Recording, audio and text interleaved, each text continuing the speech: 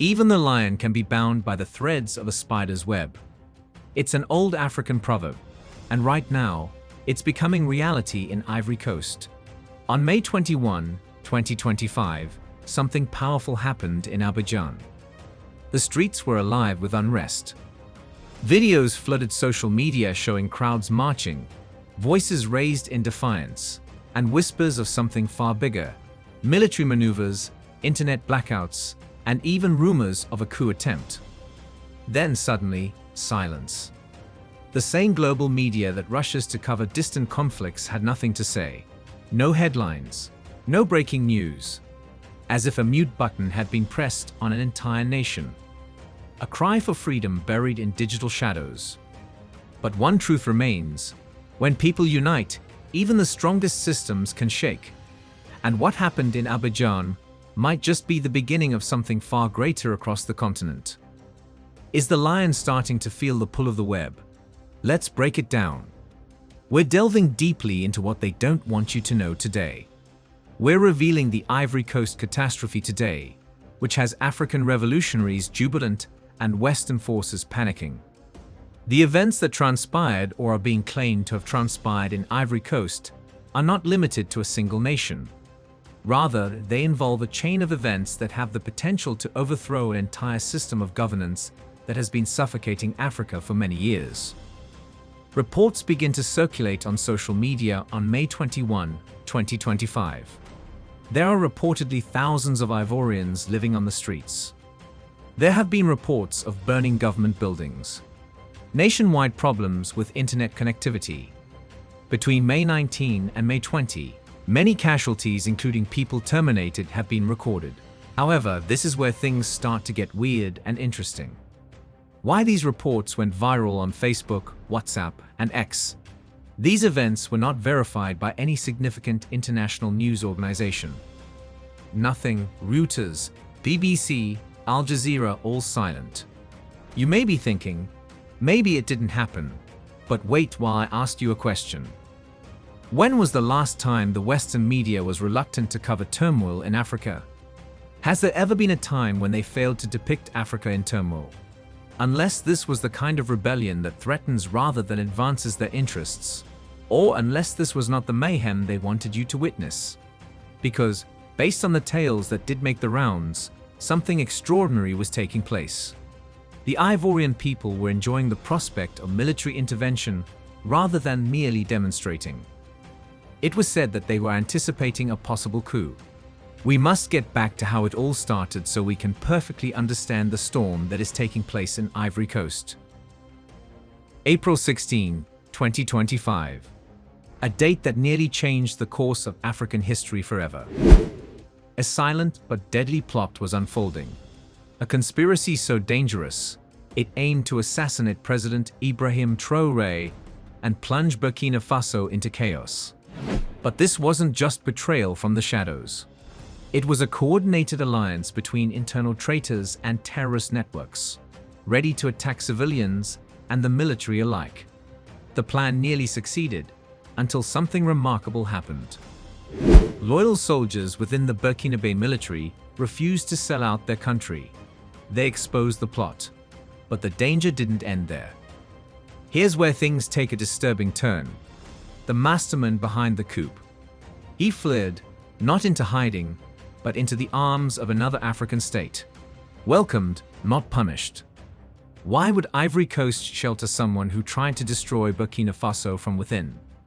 Is this just politics, or something much more sinister? And the alleged architect of this plot? Not a rebel, not a foreign agent, but Barry Abdourahmane, a high-ranking officer from within Traore's own ranks. What's really happening behind the scenes in West Africa? Let's break it down. Consider that. A man who was trusted with the country's safety became its adversary. Barry had access to extremely sensitive, high-level military intelligence. And knowing full well the devastation it could do, he gave it to terrorist leaders rather than safeguarding it. This was no error. It wasn't a slip. It was an intentional treachery. Despite knowing that innocent lives would be lost, he went ahead and did it. For what purpose? Strength? retaliation, cash. Barry betrayed the administration in more ways than one. Every Burkinabe who believes in peace, unity, and a future free from anarchy supported by outside forces was betrayed by him. This type of treachery splits countries apart from the inside out. Barry did not, however, act alone. He persuaded people to join his perverse purpose by using his influence. Promises of wealth, power, and high-ranking posts enticed fellow officers in the Burkinabe armed forces, soldiers who had vowed to defend the country. If only they had contributed to Traore's downfall. To make matters worse, Barry contacted the militia organization VDM. In addition to paying them off, he instilled feelings of betrayal in their thoughts and encouraged them to turn against the nation they were supposed to defend. There was more to it than a coup attempt. The conflict was psychological, and while everyone else was playing checkers, Barry was playing chess. Then he disappeared. As simple as that. Disappeared without a trace. Before Burkina Faso's intelligence bureau made a terrifying discovery, no one knew where he had vanished to for weeks. Ivory Coast was where Barry had escaped to. Intelligence sources say there is still a plan to terminate Traore and plunge Burkina Faso into complete turmoil. From Abidjan, Ivory Coast, it is being organized.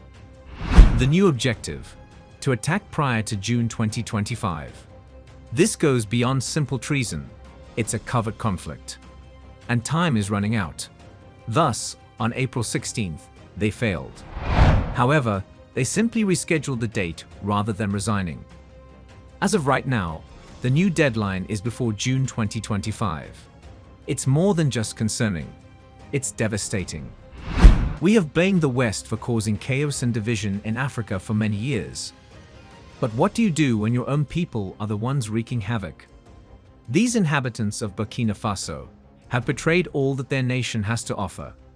Calm, stability, advancement. They are indifferent. They have closed their eyes to Traore's metamorphosis. The audacious reforms, the pride in the country, the optimism.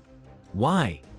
Why would any African decide to assist foreigners in destroying what we are at last beginning to construct? Then comes the portion that exacerbates the discomfort. Ivory Coast. Our alleged brother, a neighboring nation, has decided to shield these traitors. Consider that. They have extended the red carpet rather than supporting Burkina Faso and cooperating with our officials to apprehend these criminals. Not even one word of censure. Not even a formal declaration. Nothing but quiet. The kind of quiet that says 1,000 words. Furthermore, it doesn't end there. These adversaries of the Burkinabe people have been awarded sanctuary rather than merely a place to stay. A place to continue planning, scheming, and destroying peace. Let's be honest now. Anyone who is paying attention may see why. Ivory Coast's president is not operating independently. It's a puppet, held by the same individuals that have interfered in African issues for many years. France. It was not Alassane Ouattara who became the leader. We must remember. In 2011, France fully supported his takeover. Since then, he has fulfilled his role by defending French interests rather than African unity. Thus, it is evident. This goes beyond politics. It's intimate. It is a calculated move. It's also risky. It is currently unclear what Burkina Faso will do. What will Africa do about its own betrayals? More importantly, let's investigate further. There is more to Alassane Ouattara's narrative than politics. It has to do with long-term planning and manipulation that started many years ago, when France stepped in and handpicked a young Ouattara for a position at the International Monetary Fund in 1968. He was only 26 years old. That was the start of a well-thought-out scheme. His ascent was no accident, with France at the center. He moved quickly, and doors opened with ease. Additionally, he was advantageously stationed in Paris when he was named chargé de mission to the Central Bank of West African States in 1973. 2 years later, there was still another promotion. France then made sure he was appointed vice-governor of the BCEO in 1983. The puppet was being put together piece by piece. The game gets more dirtier from here. In the background, France was destroying Ivory Coast's economy while preparing Ouattara for leadership. Yes, the same nation they said they were assisting. Growth was suppressed, policies were twisted, and the economy gradually started to implode. It was precisely time sabotage, not an accident. Because France revealed its answer when Ivory Coast was in dire straits and drowning in economic disaster. Enter Ouattara, the man they had placed in every major financial institution and had been cultivating for years. He was now portrayed as the man who could save Ivory Coast and as its savior. However, protecting the nation was never the goal. It has to do with control, and that's precisely how Ivorian leadership was influenced by France. Instead, they used economics, manipulation, and a man named Alassane Ouattara, not tanks or coups. France refused to back down as Ivory Coast's economy continued to fall into catastrophe. It intensified. Its intentions regarding Alassane Ouattara also changed. Ouattara went back to the International Monetary Fund with the full backing of France. This time, as the director of the African department as well as an economist. He was appointed a counselor to the managing director of the IMF at the same time. With a dual function intended to increase his global profile, he was being positioned on the global stage. He returned to the Central Bank of West African States 4 years later, although not as an ordinary officer. He came back as the bank's governor. Naturally, the job was conveniently located in France. Ivory Coast's economy was barely surviving at that point. The damage was already done. Finally, the timing was right for France. Someone had laid the trap. It was necessary for France to install a puppet inside the Ivorian government. That's what they did best. Manipulation that takes place in private. They managed to persuade the nation's aging father, President Houphouët-Boigny, to name Ouattara as the leader of the nation's economic stabilization effort in 1990. They presented him as the man who could solve all problems and the economic savior. But there was nothing to be fixed here. It was about establishing legitimacy and presenting Ouattara to the people as a national hero. France was also relying on another element: time. Houphouët-Boigny, the president, was dying. In France, he had had surgery for prostate cancer. The French administration was also aware of his deteriorating condition. They were aware that time was running out. They therefore proceeded quickly. Pressure grew behind the scenes, and France had its way by the end of 1990. Weak, ill, and defenseless, President Houphouët-Boigny was coerced into making Alassane Ouattara Ivory Coast's prime minister. It was a brilliant move. Now France had a man with both political and economic power. A smiling, suit-wearing puppet, ready to work for Paris, not Abidjan. The French had done it by then. They had accomplished their long-term goal. They had effectively placed their puppet, their guy, in one of Ivory Coast's most important positions. Everything was now coming together under Prime Minister Alassane Ouattara. Securing complete loyalty was the final remaining step. France also has a plan for that. In 1991, France extended more than political backing to Ouattara in exchange for his obedience and usefulness. He received something far more symbolic from them: a spouse.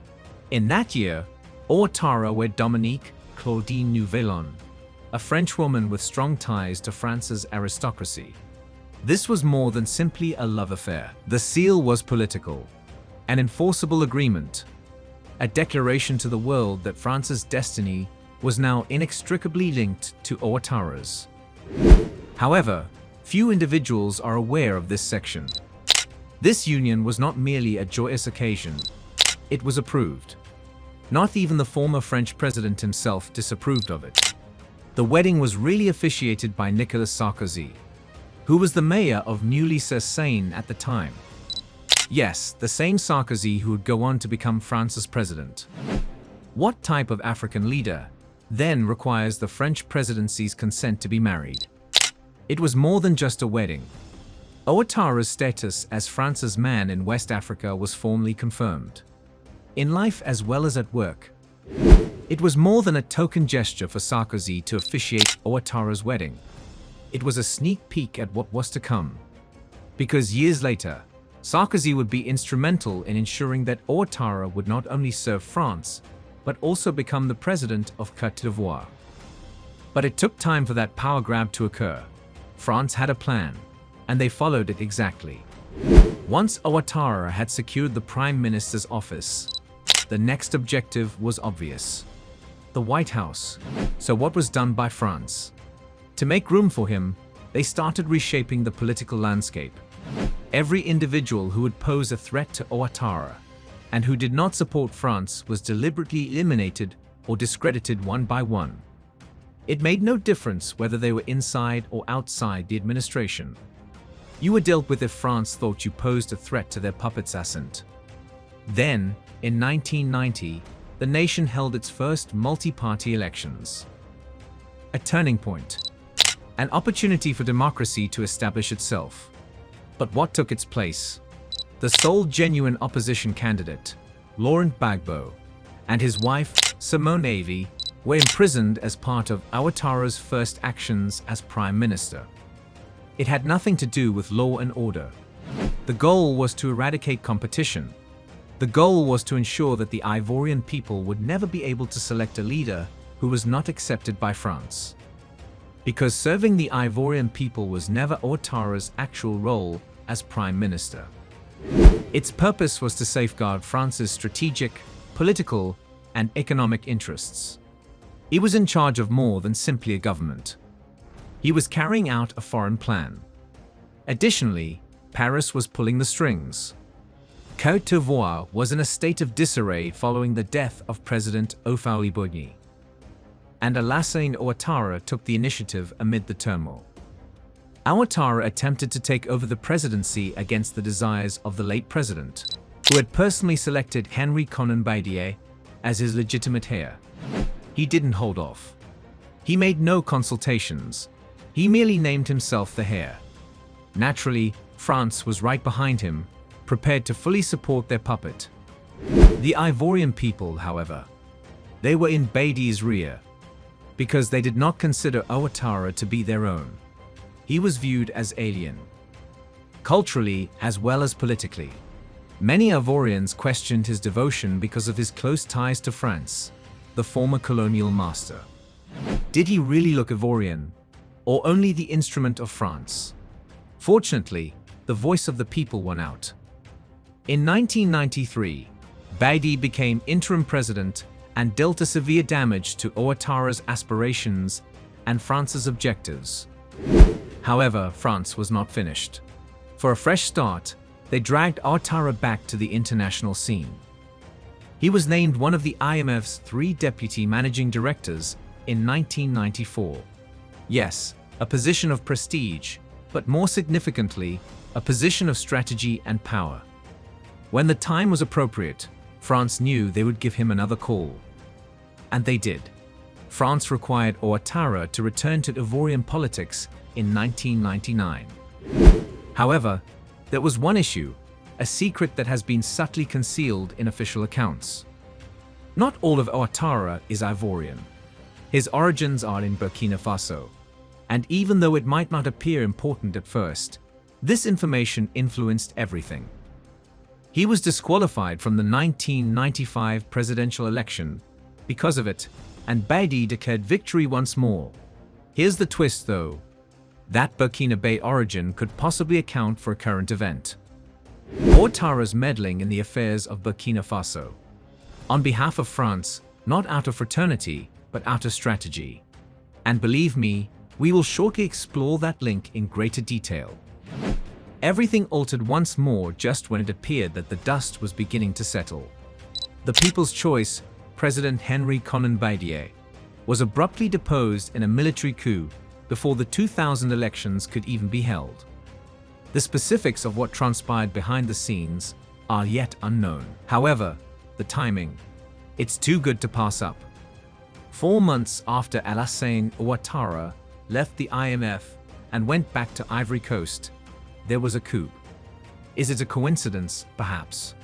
However, a lot of sources claim that France orchestrated the coup, pulling strings once more to make room for their guy. There was still an issue though, even with Baidia out of the way.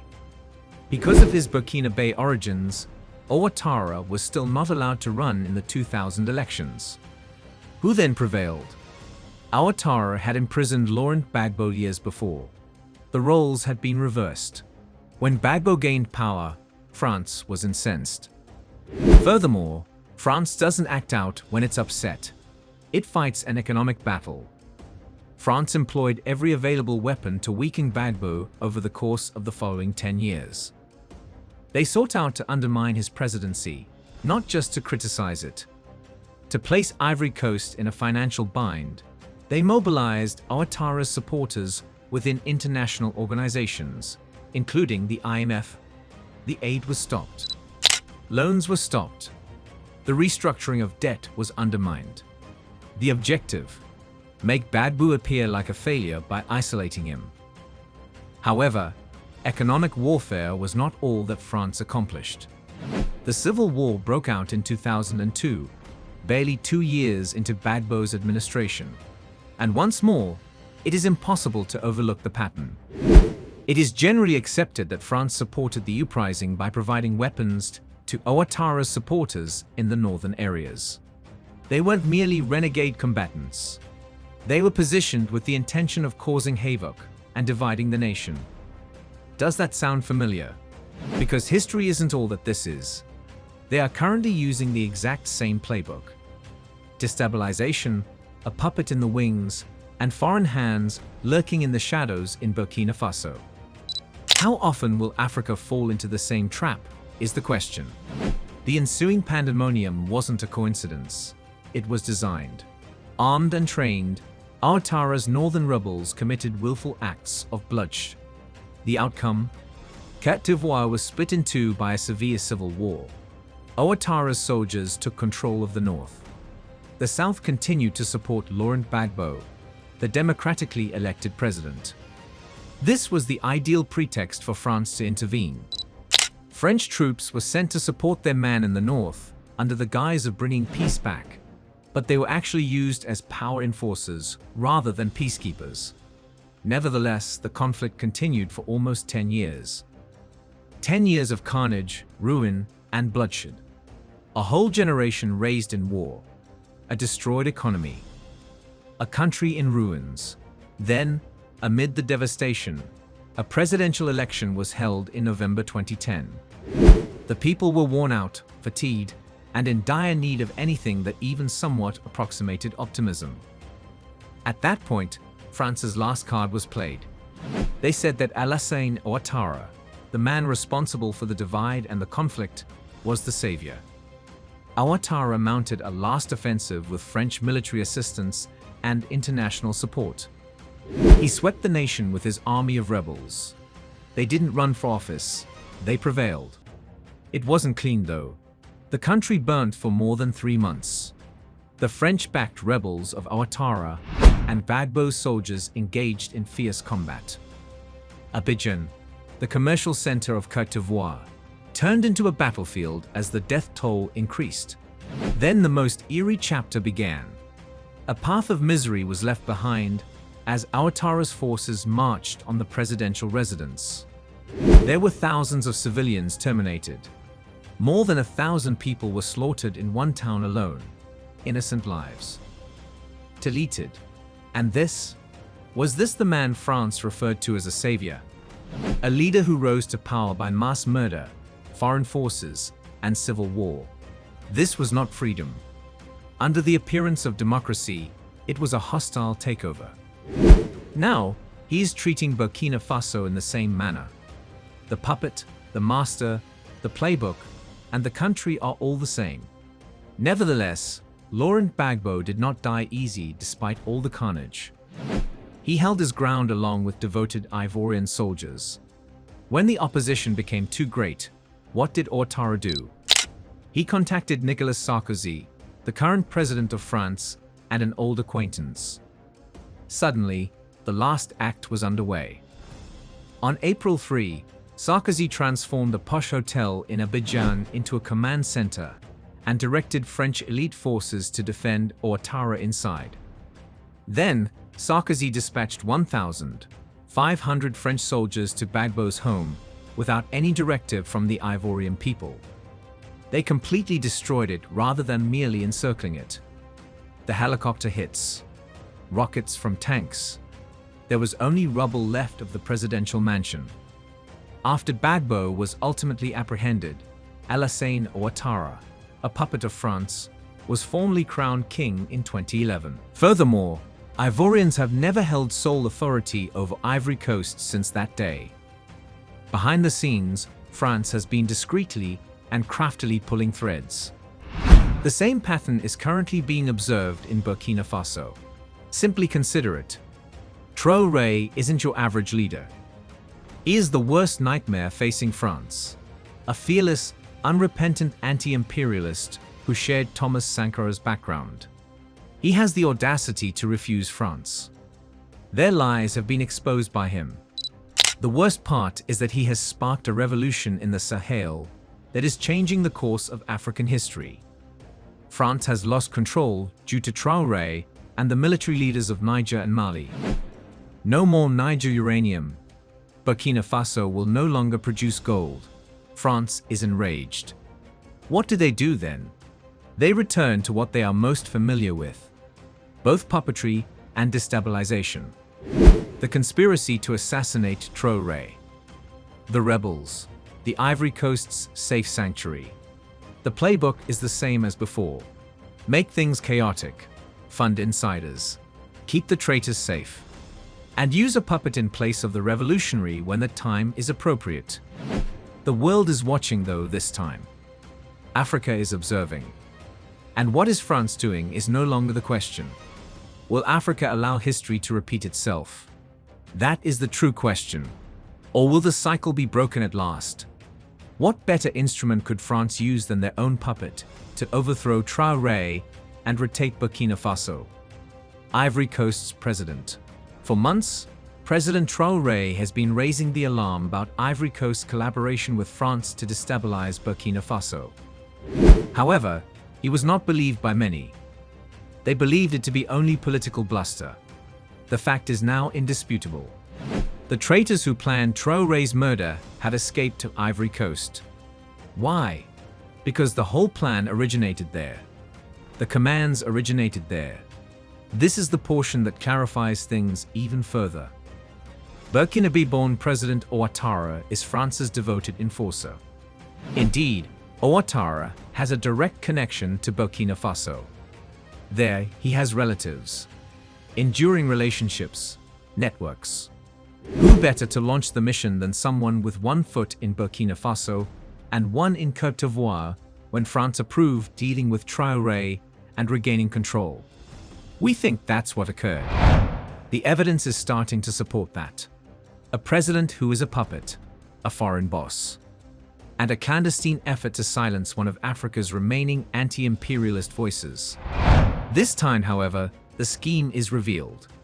Additionally, people are awakening throughout the continent, not only in Burkina Faso.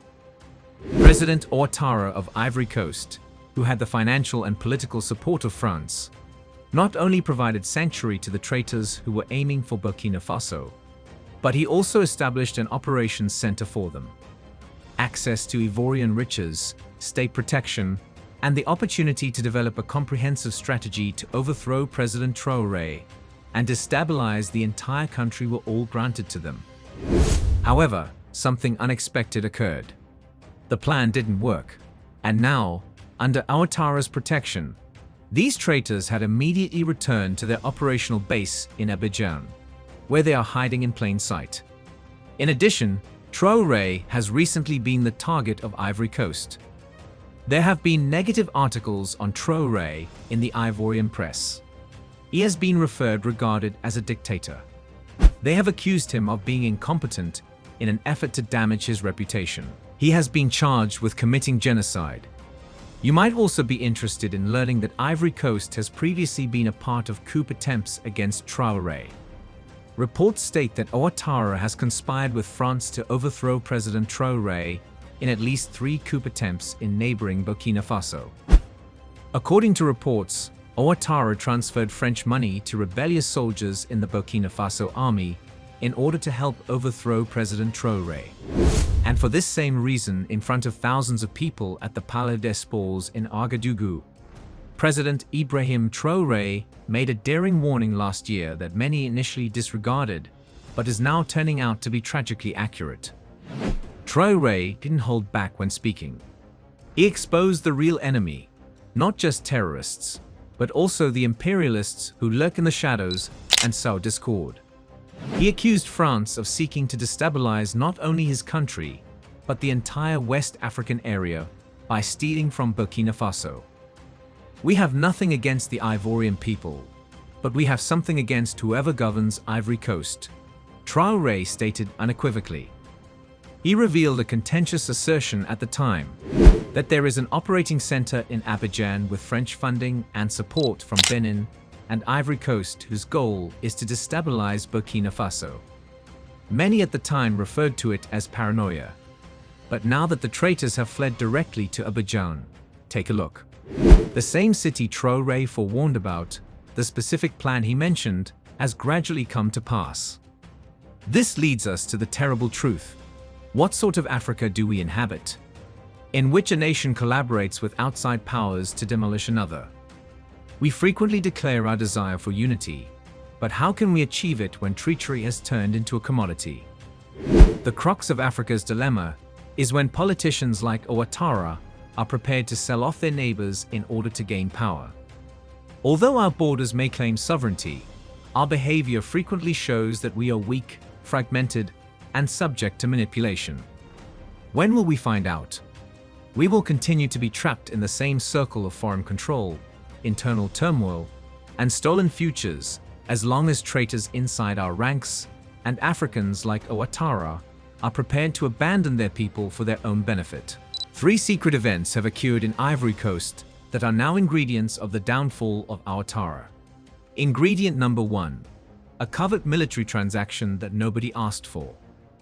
According to reports, the Ivorians were going about their regular lives when their government was in talks with the United States to establish American drone bases close to the Burkina Faso and Mali borders. Now consider surveillance drones aimed directly at the revolutionary regimes that have been motivating young Africans throughout the continent. Second ingredient, President Alassane Ouattara, who originally pledged to resign after 2 terms, concluded that he was exempt from the constitution. Third term, no issue. It was simple to keep the opposition leaders out. He appointed his brother to be the Minister of Defense. The final component, however, was the impetus behind it all, an incendiary speech made by an American general that brought Africans from Accra to Atlanta, from Lagos to London. General Michael Langley, the commander of U.S. Africa Command, entered the Senate hearing on April 3, 2025, and made a statement that was so offensive to African sovereignty and provocative that it sparked a firestorm across the continent. What did he say, and why did it cause such a strong reaction that it could have had a role in the events that we are looking at today? General Michael Langley uttered these same comments regarding Burkina Faso's revolutionary leader, Captain Ibrahim Traore, while glancing at the U.S. senators.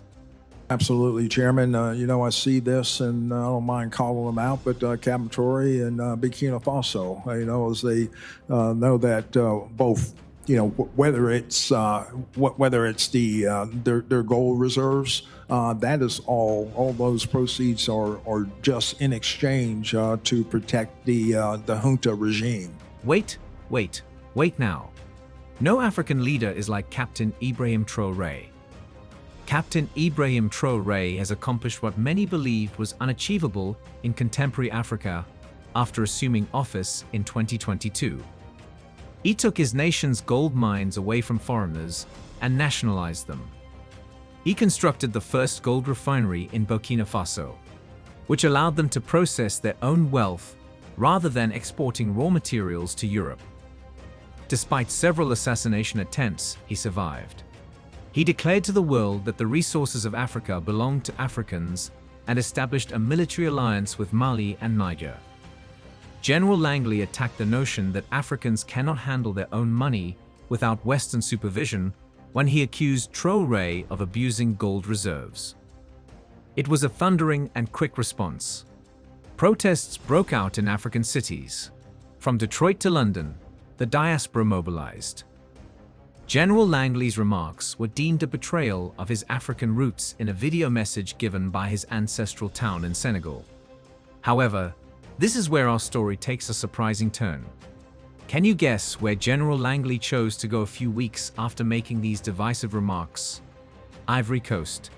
Less than 3 weeks after disparaging Captain Ibrahim Traore, on April 24 to 25, 2025, General Langley is meeting with President Ouattara and his defense minister in Abidjan while seated comfortably. Now, what do you suppose they were talking about? Regional security threats, according to the official line. But according to sources, they were finalizing the terms of that contentious drone contract, which involved American surveillance planes stationed to keep an eye on Niger, Burkina Faso, and Mali. Now consider the optics of this situation. You have a president who has been accused of electoral manipulation, constitutional infractions, and obvious favoritism, and an American general who recently accused an African revolutionary of corruption. To the Ivorian people, what message does this convey? That regardless of how they treat their own citizens, America favors democracy or anyone who is prepared to protect American interests. The Ivorian people are not, however, illiterate. They have been keeping an eye on what's going on next door. They witnessed Mali reclaim their sovereignty and drive out France. They have witnessed Burkina Faso constructing refineries and gold mines. They have observed Niger establishing partnerships founded on respect for one another rather than exploitation. Why are we still hosting military bases? They question themselves. Why do we still ship our cocoa elsewhere to be processed? Why does our president continue to associate with individuals that disparage our African brothers? Remember that major news outlets have yet to confirm whether or not a full coup took place on May 21st. We are aware that Ivorian annoyances have been mounting for several months. When protests were routinely prohibited or met with police roadblocks, people took note, especially when opposition candidate Tidjane Thiam was prohibited from running citing a 64-year-old statute that had never been utilized before. People recall the time of political unrest when internet access inexplicably declined. People made the connections. According to the information that did come to light, the current state of African politics is unlike anything we have ever seen. They were apparently cheering military action rather than escaping it. They were disgustingly welcoming the coup rather than dreading it. Why? Since they have witnessed what is feasible. They had witnessed the liberation of their neighbors from the new colonial rule. They have realized that there is an alternative. According to an African saying, a stream never forgets its source, no matter how far it travels. As the continental family regains dignity, sovereignty, and control over their own resources, the Ivorian people are reminded that they are first and foremost Africans. Here's what, however, sets this possible revolt apart from other African coups. This has nothing to do with swapping out one puppet for another. It's about substituting a system of sovereignty for a whole system of reliance. Western nations are frantically trying to stop that. I'll now explain why this story has been suppressed, why major media outlets have not spoken out, and why governments in the West are hiding in fear. Africa banding together in resistance is their worst nightmare, which is why they don't want you to see it. Now consider a cascading impact. Ivory Coast is the next to gain independence. Burkina Faso, Mali, and Niger are now free from Western influence. The military pact between France and Chad is terminated. Senegal declares the closure of French bases.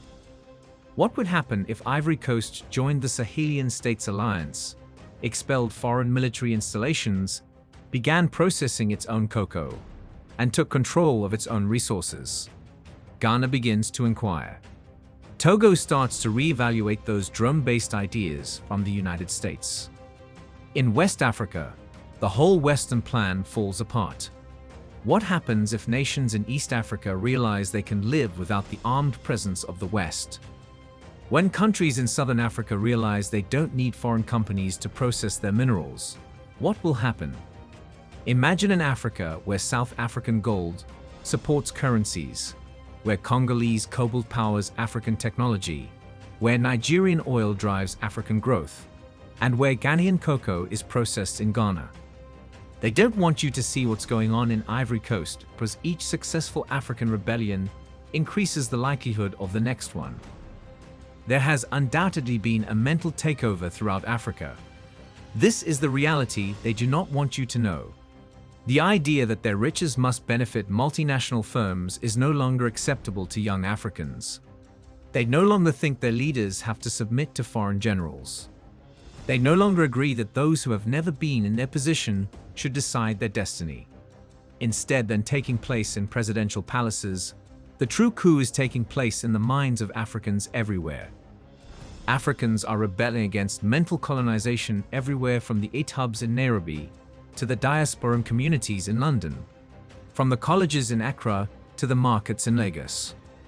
You are a part of this moment, whether you are watching from Detroit, Dakar, Atlanta, or Abidjan. Change is already occurring in Africa. The question is not whether it will happen or not. The question is, will you contribute to the problem or to its solution?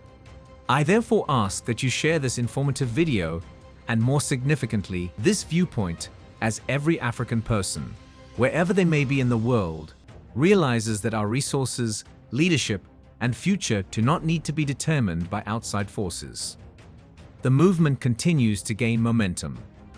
The coup you don't want to witness is occurring everywhere, not only in Ivory Coast. Everywhere Africans are realizing their own strength, it's occurring. Furthermore, there is no force on earth that can put us back to sleep once we are completely awake. The strategic lens is this: the revolution will be understood even though it won't be broadcast on television. Thanks for watching, and please subscribe for more informative videos like this one.